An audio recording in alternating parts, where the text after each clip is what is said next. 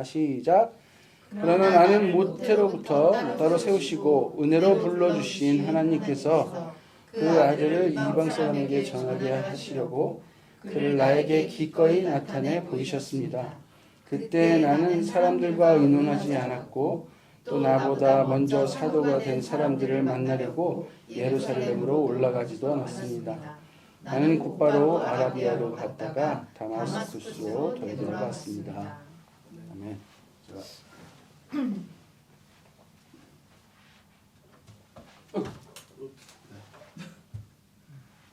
왜 이렇게 나오지? 암호처럼 나오네. 하신 게 아니었군요. 네. 저 어떻게 설명하시고 복음은 인생 전체를 바꿉니다. 네, 맞습니다. 훌륭해요. 그래도 감사합니다. 이런 거 하나에 이렇게 해도 좋을 수 있다는 게 너무 감사해요. 자기가 있고 자기가 보고 싶어. 네. 우와 했다. 막 이제 네. 오늘 말씀 제목입니다. 오늘 그 말씀은 여러분 사도행전 15장의 배경이 있어요. 여러분 다시 한번 말씀드리면 아마 기억이 나실 겁니다. 이 갈라디아서는 갈라디아 교회에 있는 사람들에게 바울이 이제 보낸 편지죠. 어떤 문제가 있었냐면 이 갈라디아서를 쓰게 됐냐면 이 편지를 보내게 됐냐면 그 유대인들 먼저 이제 예수를 믿은 그 유대인들이 있잖아요. 근데 갈라디아 지방에 그 유대인들이 와서 어떤 말을 했냐면 할례 받아야 돼. 할례 안 받으면 구원이 없어. 라는 말들을 하게 되는 거예요. 그러니까 예수 그리스도의 복음이 유대인들로부터 시작해서 많은 이방인들, 그다음에 온 민족에게 퍼지는 거예요. 원래는 유대인들만 믿었을 때는 별로 이제 어떤 문제가 그렇게 크게 발생하지 않았습니다. 왜냐하면 구약에서 예언된 이 메시아, 하나님 그 메시아가 하나님이신 예수님이 그 메시아다라는 말들을 전함으로 구약을 잘 알고 있었던 또 이 유대인들에게 굉장히 이해가 잘 갈 수 있도록 설명할 수 있었던 부분들이 있죠. 예수님이 구약에 예언된 메시아이며 하나님이심을 증거해서 예수님이 전하신 하나님 나라의 복음이 진리임을 선포했습니다. 그래서 유대인들은 자신들이 하나님께서 택하신 백성이라고 언약 백성이라고 하잖아요. 자기를 그렇게 자부하면서 율법을 지켜왔는데 그것을 지키지 않았던 한 번도 지키지 않았던 이방인들이 이 크리스찬 무리에 들어오게 되는 거예요. 그렇죠? 그래서 예수님을 함께 믿게 되니까 이방인 또한 너네도 율법 지켜야 돼. 왜냐면 이 구약도 하나님께서 주신 말씀이고 이 율법도 하나님께서 주신 거야. 예수님은 이 구약에 예언된 메시아야. 이 구약의 율법을 그래서 우리처럼 지켜야 해. 하나님께서 주신 말씀이거든. 그래서 이것을 주장을 하는 거예요. 그 사람들은 예수님께서 죽고 부활하심으로 오직 예수를 통해서 구원을 얻으며 다른 방법은 없다. 율법도 예외가 아니다. 라고 바울이 계속 가르치는데 그 바울까지도 잘못됐다고 말하기 시작했어요. 네. 그래서 이게 이제 문제가 일어나서 그때 바울이 예루살렘 본교에 가서 이거에 대해서 논의를 해서 이방인들은 이 율법 조항을 좀 안 지켜도 된다라는 어떤 대답을 받아와요. 이게 이제 공의회가 열리는 거예요. 그래서 교회의 결정을 이제 따르게 되는데 그들은 이제 갈라디아 교회에 와서도 율법을 지킬 것을 주장하면서 바울이 이렇게 말했는데 그러니까 바울 너 그거 잘못 가르친 거야 하면서 바울마저도 이제 폄훼하는 그런 일들을 남겼죠. 이들은 뭘 강조했냐면 그 토라 계명 중에 할례, 남자들은 할례 받아야 된다. 그다음에 유대인들 음식법 있어요. 코셔라고. 여러분 우리 이제 호주에 사니까 할랄 음식 많이 먹잖아요. 그렇죠? 이게 이슬람들의 코셔 같은 거예요. 유대인들도 거의 비슷한 법이 있어요. 그래서 고기를 어떻게 잡아야 되고 그다음에 뭐 돼지고기 먹으면 안 되고 이게 다 있습니다. 그런데 이방인들은 뭐 돼지고기 마음껏 먹고 살았거든요. 그런데 이거 먹으면 안 된다 그러고 이제 고기를 먹을 때도 어떻게 먹어야 된다 그러고 안식일 지켜야 된다 그러고 할례 받아야 된다고 그러고 이게 하나님 말씀이라고 그러니까 막 혼돈이 오는 거예요. 근데 많은 그 교인들이 그 말에 따르기 시작했어요. 그래서 이제 바울이 이제 쓰기 시작한 거예요. 그리고 바울의 가르침을 이렇게 좀 무시하기 하는 일들이 벌어졌던 것 같아요. 그 코셔 법에는 어떤 법들이 있냐면 뭐 그냥 이제 여러분들의 어떤 지식을 위해서 좀 설명을 드리면 발굽이 갈라지고 되새김질을 하는 동물만 허용돼요. 소, 양, 염소는 먹어도 되는데요. 돼지나 토끼, 말 등은 금지됐습니다. 어류에서도 지느러미와 비늘이 있는 물고기만 허용되고 장어, 새우, 게, 조개류, 각각류 해산물은 금지됐습니다. 조류도 닭, 오리, 거위, 칠면조는 되는데 맹금류나 청소동물 있잖아요. 이렇게 남을 청소해주는 그런 새들 그런 건 금지됐습니다.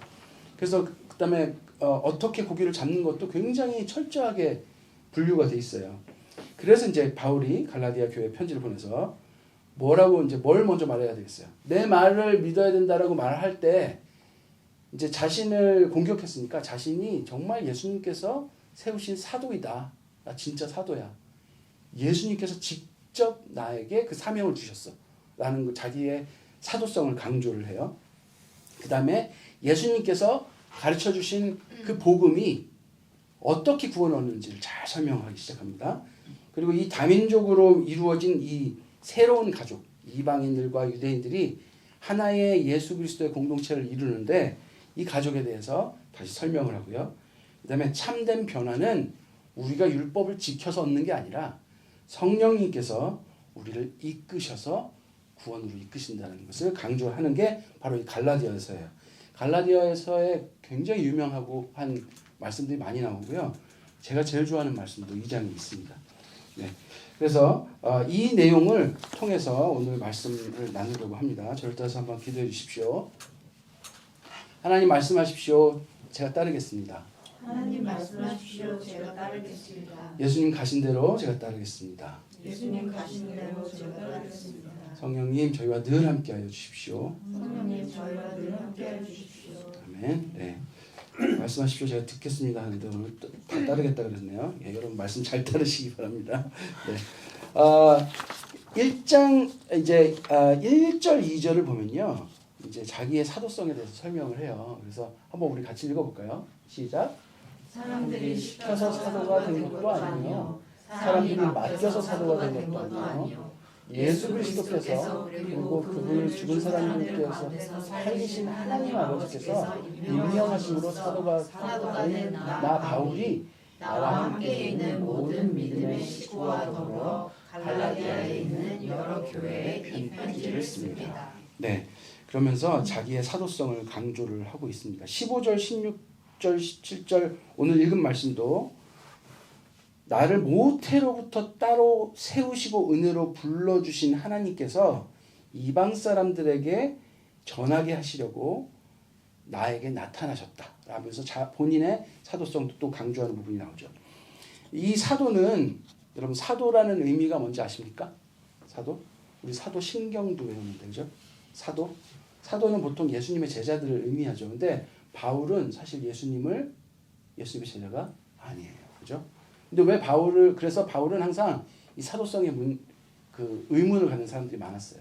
근데 자신을 예수님께서 직접 세우신 사도라고 그리고 그 부활하신 예수님을 자기는 직접 따로 만났다라고 계속 바울이 주장을 해요. 네. 그래서 엄밀히 말하면 바울은 예수님의 부활을 직접 목격한 것을지 않았습니다. 왜냐하면 예수님께서 제자들에게 다 있는데 나타나셨거든요. 그래서 이 사람들은 같이 만났는데 바울이 예수님 만난 거를 본 사람이 없어요. 네, 그게 이제 좀 문제인데 본인은 만났다고 주장하는 거죠. 하지만 바울은 다마스쿠스로 가는 길에서 예수님을 직접 만나고 예수님의 음성을 듣고 사도가 되었다고 말하는 거예요. 그리고 이 택하심, 그때 예수님께서 자신을 택하심이 여러분 이 택하심에 대해서 큰 의미가 있어요. 예수님이 바울을 직접 만났을 때 바울이 어떻게 된 거예요? 예수님을 믿게 된 거죠. 자기가 핍박하던 예수님이 내 앞에 나타나셨으니까 예수를 믿고 구원의 길로 돌아선 거예요. 그렇죠? 근데 이 부르심을 아주 복합적으로 지금 바울이 사용하고 있어요. 이 택하심은 모태로부터 나를 세우시고 은혜로 불러주셨다고 말하는데 이 택하심에 있어서 믿음을 주신 것, 그러니까 예수님을 믿도록 나타내 보이셔서 예수님을 믿게 된 것뿐만 아니라 사도의 직분을 주신 것을 분리하지 않고 말하고 있다는 거예요. 그러니까 마치 예수님을 믿게 함과 동시에 내가 앞으로 무슨 일을 해야 되는지 꿈과 희망도 같이 주셨다는 거예요. 내가 어떤 삶을 살아야 될지 그 희망, 그 꿈 아니면은 내가 하기 싫은데도 그 소명을 동시에 주셨다는 걸 말하고 있는 거예요. 이 사람들과 그 오늘 이 말씀에 뭐라고 했냐면 나는 사도들과 의논한 것도 아니고 그들이 나한테 그렇게 하라고 시킨 것도 아니라고. 이거는 하나님께서 직접 나를 그렇게 부르셨다고 이 권위를 사도보다 더 위인 최고에 있는 하나님께 이 권위를 둬요. 그래서 그렇게 말하고 있습니다. 여러분 예수를 믿기 전에 바울은 어떤 사람이었습니까? 네. 아시죠? 바울은 어떤 사람이었어요? 혹시 한번 말해보실 수 있으세요? 네? 노란 모자 쓰시는 네, 어떤 사람이었나요? 누가 말씀해 보세요. 네? 예수 믿는 사람을 핍박하던 사람이었잖아요. 나서서 어느 정도 열심히 했냐면 유대교에 가서 예수님을 믿는 사람들을 잡아갈 수 있는 공문까지 받았어요. 그래서 공식적으로 그 핍박을 가하던 사람이에요. 바울이 처음에 어디 나와요? 스데반 집사님이 돌로 맞아 죽을 때 그 돌 던지는 유대인들의 옷을 맡아주고 있었어요. 그러니까 그곳에 같이 그것에 가담했던 사람이에요. 그러니까 예수 믿는 사람들을 잡아 죽이는데 혈안이 된 사람이에요. 그러니까 굉장히 오토독스한 종교인이죠. 급진적인 종교인이에요. 그런 사람이에요. 그거를 13절, 14절에 본인이 쓰고 있는데 제가 읽겠습니다. 여기 나오네. 같이 읽어볼까요? 시작. 내가 전에 이들에게 맺은 적에 한 행위가 어떠하였는가를 여러분이 이미 들은 줄 압니다. 나는 하나님의 교회를 몹시 박해하였고 또 아주 없애버리려고 하였습니다. 나는 내 동족 가운데서 나와 같은 또래 많은 사람보다 유대교 신앙에 앞서 있었으며 내 조상들의 전통을 지키는 일도 훨씬 더 열성이었습니다. 이 유대인들이 보통 사람들이 아닌데 그 유대인들 중에서도 가장 자기가 열성이었던 사람이고요. 교회를 몹시 박해했는데 어느 정도요? 아예 없애버리려고 했대요. 자기가. 그 정도의 사람이었다는 거예요. 전통을 지키는 데 앞선 사람이었고요. 이것은 단순히 그런 사람이 종교가 바뀐 게 아니에요. 예수를 믿지 않다가 예수를 믿고 난 뒤의 변화에 오늘 집중해서 오늘 말씀을 보시면 좋겠어요. 이 하나님의 택하심이 유대교의 전통을 따르던 바울을 예수를 믿고 따르게 하는 이 구원의 길로 이끄셨고요. 교회를 박해하던 일, 그러니까 바울의 행동이 유대교였을 때는 어떤 행동을 했어요? 교회를 박해하는 삶을 살았단 말이야. 이 삶을 살던 사람이 뭘로 바뀌었어요? 복음을 전하는 사람으로 바뀌었단 말이에요. 이 두 개의 연관관계를 제가 좀 계속 묻고 있는 거예요. 예수를 믿기 전과 예수를 믿고 나서의 변화가 실질적으로 그 믿음의 변화는 우리만 말할 수 있죠. 내 입으로만 말할 수 있겠죠. 그런데 실질적인 변화가 일어난다는 것을 말하고 있는 거예요. 바울이 오늘 그걸 강조하고 있는 거예요. 네. 여러분 그것에 집중하셔서 오늘 계속 말씀을 보시면 좋을 것 같습니다.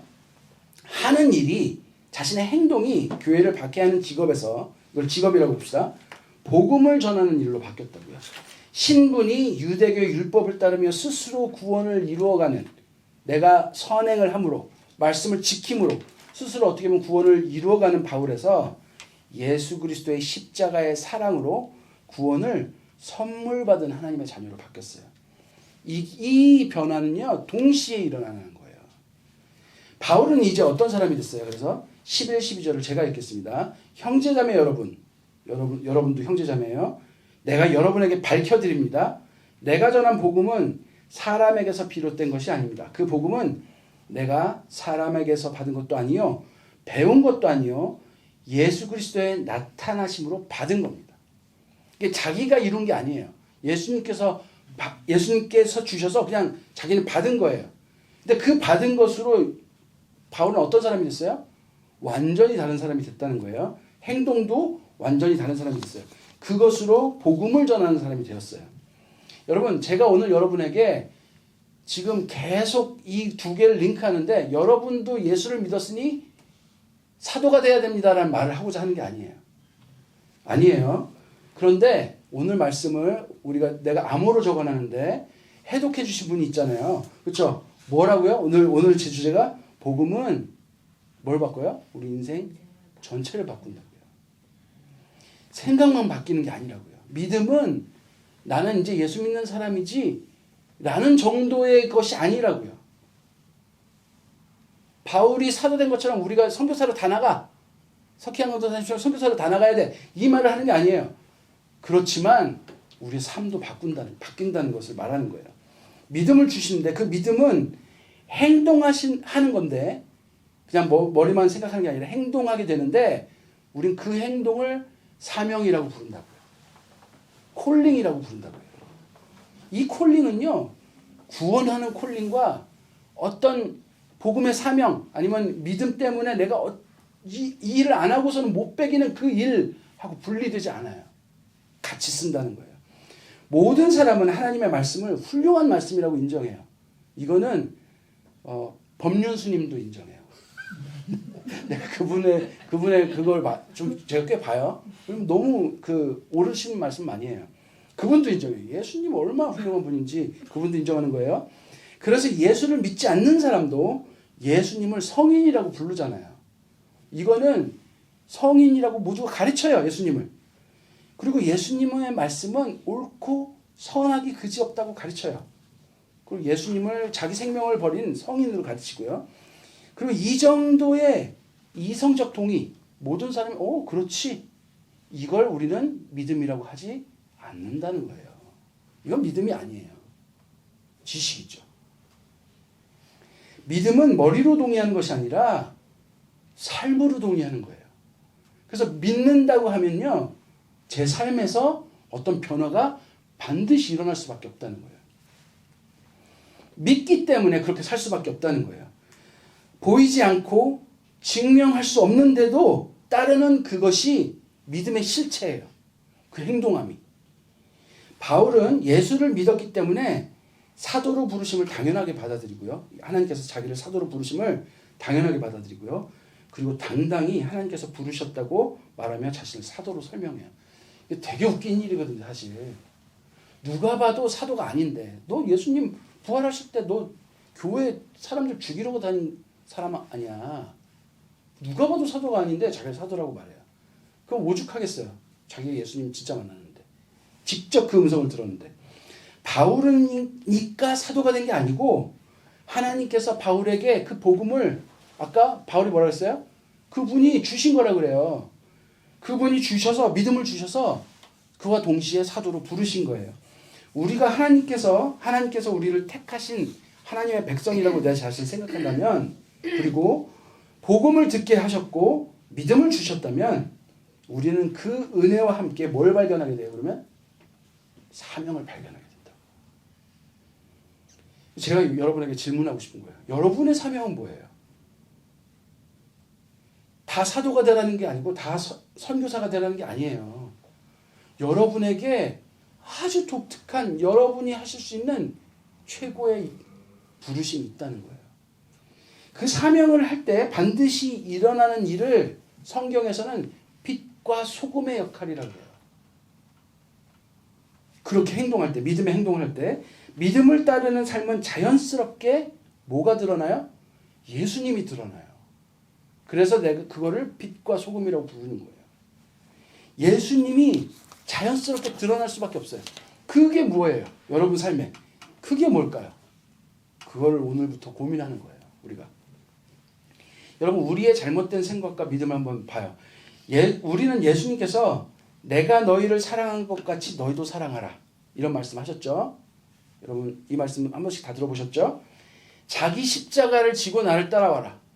예수님도 십자가를 지고 우리를 구원하셨잖아요. 근데 우리 보고도 십자가 지라 그러셨어요. 이 말씀은 다 기억해요. 들어본 적 있어요. 그리고 예수님께서 인간으로 태어나셔서 완전한 인간과 완전한 하나님이셨는데 완전한 인간으로 사시면서 죄 없이 사셨다는 것도 우리 인정해요. 그죠? 완전한 인간으로 태어나셔서 죄 없이 사셨어요. 그리고 그 완전한 인간이라는 증거가 성경에 계속 나와요. 나사로 죽었을 때 슬퍼한 거, 분노하신 거, 십자가 앞에서 자기의 두려움을 표현하신 거, 완전한 인간임이 드러나요. 그런데 이 말을 우리가 어떻게 해석하냐면 하나님의 아들이니까, 예수님은 하나님이시니까 하는 거지. 나는 죄인이니까 못하지. 그럼 내가 예수지. 그건 예수님도 알지. 이렇게 말해요. 그렇죠? 네. 이거는 뭘 부정하는 말이 돼요? 자신이 죄인임을 인정하는 것처럼 말을 하지만 사실은 말씀을 따르지 못함을 내가 생각하는 믿음, 이상한 믿음으로 고백하는 거예요. 이 아이러니한 것은 이 말도 믿음이라는 거예요. 나는 못하지라는 건 믿음이에요. 왜냐하면 하나님이 너도 가능하게 하겠다라고 말씀하셨거든요. 너를 거룩하게 하겠다고 말씀하셨거든요. 근데 나는 못하지. 물론 자기를 겸손하게 하는 것처럼, 그런데 하나님이 하실 수 있지까지 안 간다니까. 우리는 이게 믿음 없음이 아니라 잘못된 믿음이에요. 하나님은 못하실 거야, 나는 못하실 거야 라고 잘못 믿는 거예요. 여러분, 그러나 기억하십시오. 우리를 거룩하게 하겠다고 하신 분이 누구예요? 누구예요? 제가 다 알려드렸잖아요. 한번 호응해 주십시오. 누구예요? 하나님. 누구예요? 네, 하나님이시죠. 네, 자기 십자가를 지고 따르도록 말만 하시는 게 아니라 믿음 주시고 힘 주시는 분이 누구예요? 하나님이에요. 예수님은 하나님이시며 동시에 이 땅에 완전한 인간으로 사셨음을 우리는 믿는다고 고백해요. 이걸 거짓말이라고 바로 뒤집지 말자는 얘기예요. 예수님이니까 하시지 라는 말이 이 말을 부정하는 거잖아요. 이 말을 부정하면 우리의 모든 신앙은 다 거짓말이 되어버리잖아요. 그러면 예수님이 사하신 게 우리 죄를 사하신 게 아닌 게 되거든요. 초기 이단이 이걸 부정했어요. 가현설이라고, 하나님이 이 더러운 육체를 입을 수 없어. 그래서 예수님은 인간의 육체로 오신 것처럼 보였을 뿐이야. 그래서 고통도 없으셨을 거야. 이 영지주의예요. 이단이에요, 이단. 근데 이걸 말하는 거예요, 우리가 잘못하면. 예수님은 완전한 인간으로 똑같이 우리의 고통을 받으시면서 참으시면서 완전한 이 순종하심으로 우리 죄를 지신 거예요. 우리는 이것 때문에 구원을 얻은 거예요. 여러분, 그래서 이 말을 하면 안 돼요, 우리는. 자, 바울은 자녀로 부르심과 사명으로 부르심을 구별을 하지 않았다고 제가 말씀드렸습니다. 바울은 하나님께서 자신을 모태로부터 따로 세우시고 은혜로 불러주셨으며 복음을 전하게 하셨다고 이걸 한 문장으로 얘기해요. 여러분, 우리는 먼저 예수님을 만나야 돼요. 예수님 만나야 돼요. 매일 만나야 돼요. 매 순간 만나야 돼요. 단 1분 1초도 예수님 없이 살면 안 돼요. 그러면 예수님은 지금도 우리를 향해 계속 사랑한다고 말씀하시고 우리를 향해 말씀을 계속 생각나게 하시고 성령님께서 우리를 위해서 지금도 탄식함으로 우리를 위해서 기도하세요. 이 진리를 계속 알고 있어야 돼. 제가 아까도 기도한 게 그거예요. 우리는 계속 하나님 없는 삶을 구축해요. 그러다가 나 혼자 못할 때 하나님한테 온단 말이죠. 이것은 무슨 홀로서기 독립 칭찬해 줄 거라고 바라는 사람들처럼 그렇게 산단 말이죠. 그런데 아니야, 성규야, 그렇게 살면 안 돼. 나와 함께 있어야 되라고 예수님 계속 말씀하시거든요.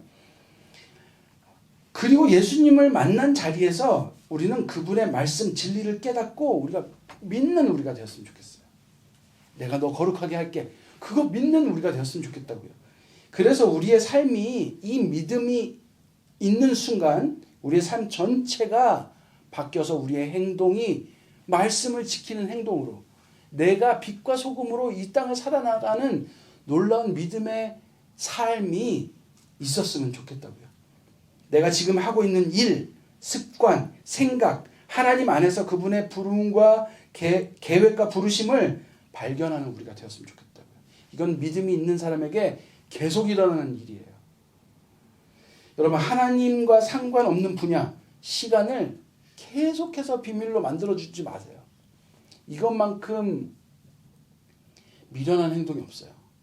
네. 그래도 제가 여기서 나이가 제일 많아서 꼰대로서 말씀을 드리자면 진짜 미련한 행동이에요. 거룩은요. 누가 그렇게 표현하시더라고요. 거룩은요. 완전한 하얀 것에 점 하나 없는 걸 의미해요. 거의 하얀 걸 의미하는 게 아니에요. 점 하나 없는 걸 의미해요. 우리는 자꾸 뭔가를 남겨놓고 이 정도면 됐지라고 생각하는 아주 못된 습성이 있어요. 여러분 하나님과 상관없는 분야를 만들어두지 마세요. 그리고 이거를 어떤 재미로 놔두지 마세요. 예수님이니까 바울이니까 나는 안 돼. 나는 그 정도는 아니니까. 이런 말씀하지 마세요. 이거는 아주 심각한 걸 부정하는 행위예요. 나도 바울도 나와 같은 사람이에요.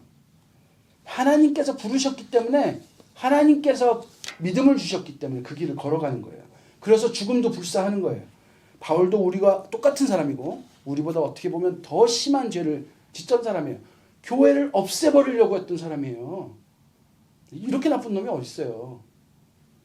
그러나 하나님께서 그를 사도로 부르셨다니까요. 하나님께서 그를 바꾸어 나가셨다고요.